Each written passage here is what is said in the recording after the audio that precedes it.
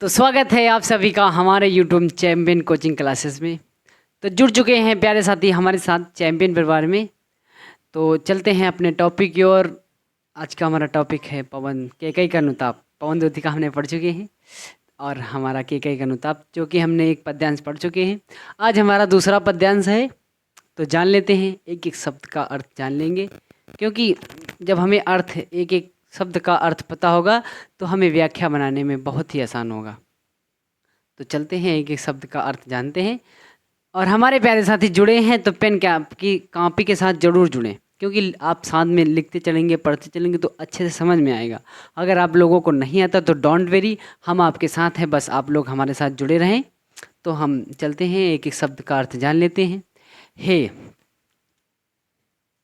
हे माने मेरे। यहाँ हे का अर्थ है मेरे। भरत भद्र, भरत भद्र भरत भद्र का अर्थ है बड़े भाई कह लें या श्रेष्ठ भाई कह लें।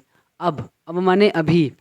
कहो, अभिप्सित माने जानते होंगे आप लोग, इच्छा या आकांक्षा, मनोकामना, कुछ भी कह लें, इच्छा कह लें या आकांक्षा कह लें या मनोकामना कह लें। अपना माने अपने। सब सजग हो गए भंग हुआ जो सपना। तो हम अब लाइन मतलब कुछ लाइन मतलब पढ़ेंगे राह राह बना के। हे भरत भद्र अब कहो अभिप्सित अपना, सब सजग हो गए भंग हुआ जो सपना। हे आर्य क्या भरत अभिप्सित अब भी, मिल गया अकंटक राज उसे जब तब भी। तुम पाया तुमने तरुतले अरण बसेरा, रह गया अभिप्सित शेष तथापि क्या मेरा। तनु तड़प तड़प के तप्त तात ने त्यागा, क्या रहा अभिप्सित और शेष तथापि अभागा। तथापि माने तब भी। तो सब सजग हो गए, सब सजग मतलब सब एक दूसरे की ओर देख रहे थे। जहाँ वो सभा बैठी हुई थी सब एक दूसरे की ओर देख रहे थे। जब प्रभु राम जी बोले कि हे भरत भद्र क्या विपसित है, तब सभी लोग एक दूसरे से वार्तालाप कर रहे थे। तब सब लोग एक सजग हो गए, बस श्री राम की ओर देखने लगे और सपने में डूबे हुए थे। तो कह रहे थे क्या राम अयोध्या वापस चलेंगे, ये सपना वो देख रहे थे। और उनका जो सपना था वो भंग हो गया, सपना भंग हो गया। हे आर्य, आर्य माने बड़े भैया की बात की जा रही है। यहाँ भरत भैया से कह रहे हैं हे माने हे आर्य, आर्य माने बड़े भाई। क्या रहा, ये तो ऐसे ही रहेगा। भरत की बात की जाए, अभिप्सित माने बताया आपको, इच्छा या आकांक्षा या मनोकामना कुछ भी कह ले। मिल गया अकंटक, अकंटक माने बिना कांटा के, बिना शत्रु के। अकंटक, अकंटक माने साम्राज्य, राज, साम्राज्य। अकंटक राज्य उसे तब भी, ये ऐसे ही रहेगा। पाया तुमने, तरु माने पेड़ पौधे, तरु माने पेड़ पौधे। तुमने मतलब आपने, तुमने।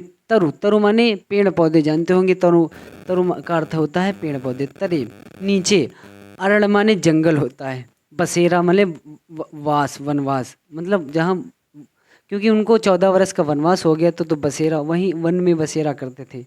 रह गया अभिप्सित, अभिप्सित यहाँ कई कई बार उसका अर्थ अभिप्सित आया है। अभिप्सित माने इच्छा आकांक्षा या मनोकामना। शेष, तथापि माने तब भी क्या मेरा।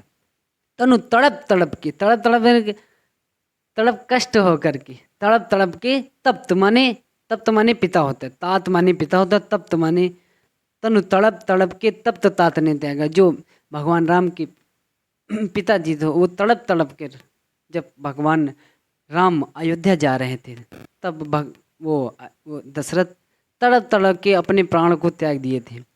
क्या रह गया अभिप्सित तथापि अभागा। अभिप्सित माने इच्छा और तथापि माने तब भी। अभागा, अभागा हो गया था भरत। तो हम ये हमारे एक एक शब्द का अर्थ हो चुका है। हर बार की तरह हम हेडिंग डालेंगे संदर्भ। तो हेडिंग डालेंगे डैश करके, हम लोग हेडिंग डालेंगे संदर्भ।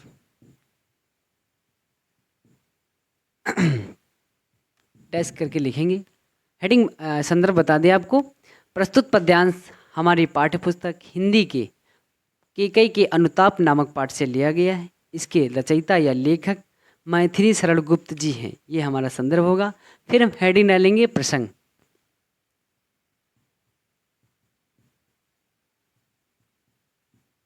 डैश डाल के लिखेंगे प्रसंग।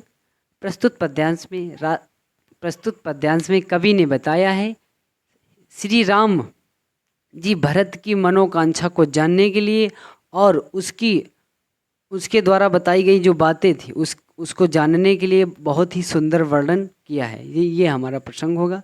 फिर हम हेडिंग डालेंगे व्याख्या।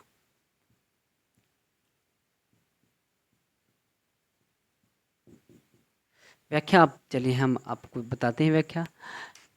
हे भरत भद्र अब कहो अभिप्सित अपना।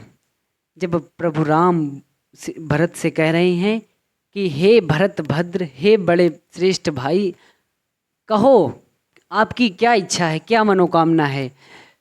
जब प्रभु राम बोले कि हे भरत भद्र, हे बड़े भाई, आपकी क्या इच्छा है, क्या इच्छा लेकर आए हो आप। और जब प्रभु राम बोले तो सब जितनी सभा में लोग बैठे थे सब सजग हो गए और उनका जो सपना था भंग हो गया। सब सजग हो गए, भंग हुआ जो सपना। और जहाँ वो लोग बैठे हुए थे एक टक मतलब सजग हो गए, बिल्कुल श्री राम की ओर देखने लगे, सब सजग हो गए और उनका जो सपना था भंग हो गया। हे आर्य, रहा क्या भरत अभिप्सित अब भी। अब यहाँ अपनी ओर से जोड़ के लिखेंगे भरत दुख के साथ बोलते हैं, हे भ्राताश्री, क्या भरत की कोई अब भी इच्छा है, मनोकामना है।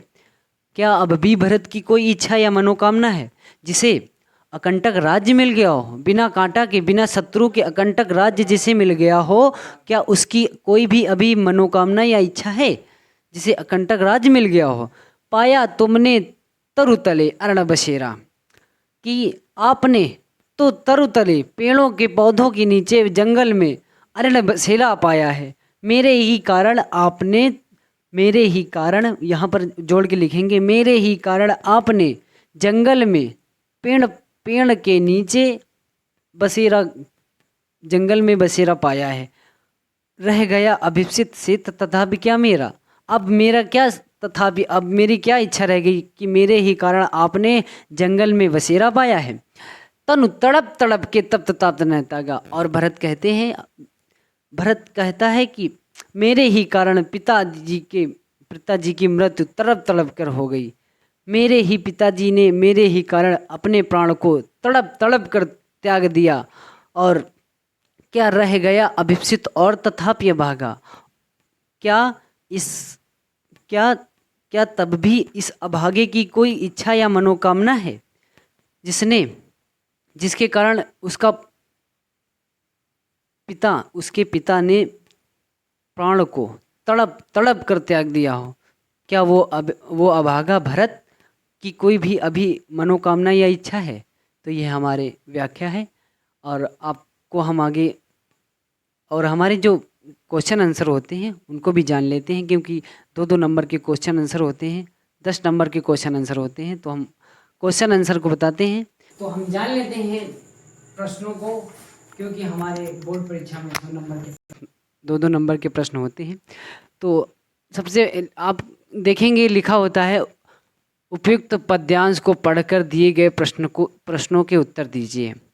तो इसी प्रकार हमें प्रश्नों को पढ़ करके इसी से रिलेटेड प्रश्न रहते हैं और प्रश्नों को पढ़ करके उत्तर देना होता है। तो सबसे पहले हमारा प्रश्न है भारत की मनोदशा को सुन वहाँ पर जो लोग उपस्थित थे वो सावधान क्यों हो गए थे। तो हम उत्तर डाल करके लिखेंगे भरत की मनोदशा को सुन वहाँ पर उपस्थित सभी लोग सावधान इसलिए हो गए थे क्योंकि जो प्रभु राम और भरत के बीच का जो वार्तालाप हो रही थी उसको सुनने के लिए सावधान हो गए थे। तो ये हमारा पहले प्रश्न का उत्तर है। फिर हम दूसरा प्रश्न जान लेते हैं भरत को क्या देख अत्यधिक कष्ट पहुंच रहा था।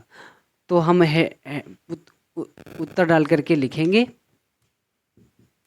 भरत को प्रभु श्री राम को जंगल में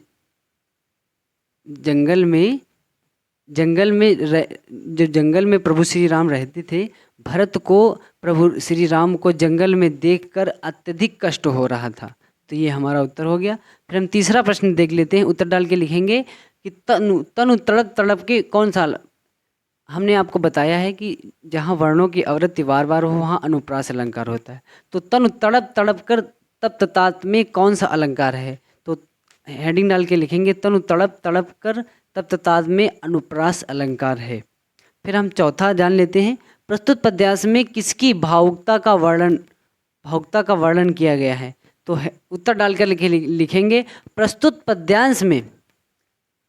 पद्यांश में भरत की भावुकता का वर्णन किया गया है। फिर हमारा पांचवा प्रश्न होगा रेखांकित अस्य की व्याख्या, जो कि हमने आपको व्याख्या बता दी है। और हेडिंग हम व्याख्या ही नहीं डालेंगे, हेडिंग हम डालेंगे पूरी रेखांकित अंश की व्याख्या, फिर डैश करके लिखेंगे प्रस्तुत पद्यांश में हमने आपको व्याख्या बता दी है। बस आज के लिए इतना ही। ये हमारे, क्योंकि हमने ये जो आपके जो प्रश्न बनाए हैं ये बदले भी जा सकते हैं, क्योंकि जो एग्जामिनर होता है वो प्रश्न को बदल भी सकता है कि, तो आपने अगर एक एक शब्द का अर्थ जाना है तो कोई बिल्कुल सरल है, आप प्रश्नों को बना सकते हैं।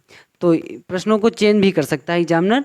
तो आप लोग अगर आप समझ भी गए होंगे तो अच्छे से बना लेंगे। तो बस आज के लिए इतना ही, तब तक के लिए मिलते हैं नेक्स्ट वीडियो में।